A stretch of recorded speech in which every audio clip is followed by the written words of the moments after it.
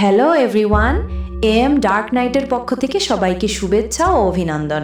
আজকে কালো পুতুল গল্পটার সেকেন্ড পার্ট শুরু করছি। একদিন রাতে আকাশে খুব মেঘ ছিল, চারপাশে অন্ধকার। রাতে খাওয়া দাওয়া করে ঘুমাতে গেলাম। ঘুম আসছিল না, এপাশ ওপাশ করতেছিলাম। আমার ছেলে আর আমার হাজবেন্ড দুজনেই ঘুমিয়ে গেল।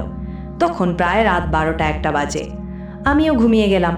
তারপরে ঘুমের মধ্যে কালো কে যেন একজন আমার গলা টিপে ধরলো।